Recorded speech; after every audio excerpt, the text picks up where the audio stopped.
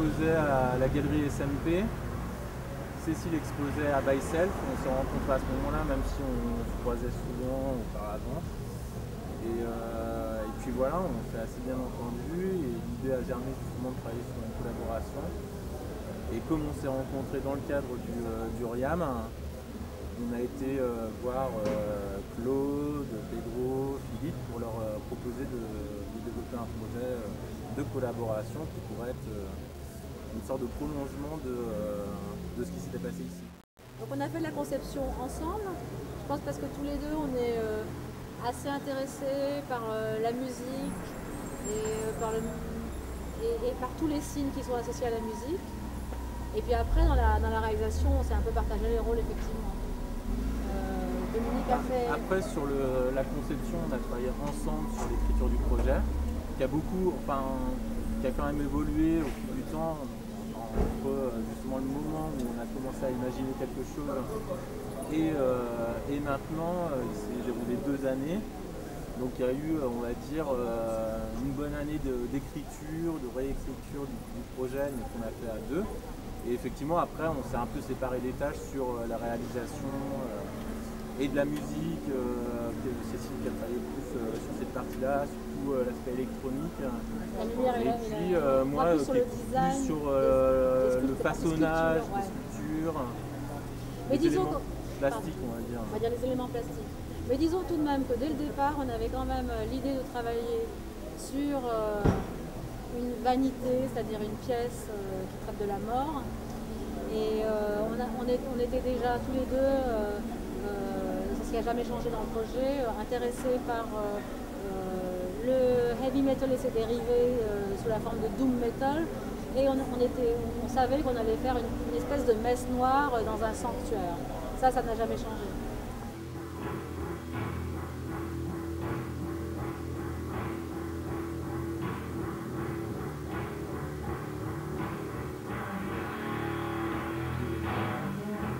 Ça ne nous semblait pas bien d'utiliser directement cette forme justement qui était beaucoup utilisée. Qu'on trouvait un peu trop littéral. On trouve beaucoup aussi aujourd'hui dans le textile, dans le design des objets avec des têtes de mort, des têtes de mort, des têtes de mort. C'est devenu un motif.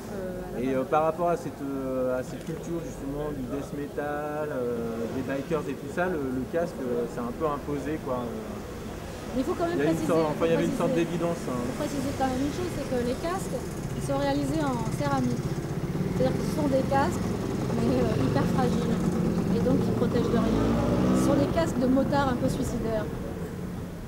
Je dirais qu'il y a des références à la peinture ésotérique, et à la peinture métaphysique, à la peinture allégorique. Alors c'est vrai que le subwoofer, il est dans une sculpture, dans une forme qui est un polyèdre, c'est-à-dire un volume à plusieurs faces et à plusieurs angles, qui est une réplique du polyèdre qu'on voit dans la gravure connue de Dürer qui s'appelle Mélancolia, qui est une gravure truffée de références aux mathématiques et à la philosophie. C'est vrai que dans notre installation, on s'est inspiré de cette idée d'introduire les mathématiques et d'introduire des figures géométriques et aussi d'introduire un certain nombre de proportions dites nombre d'or, etc. dans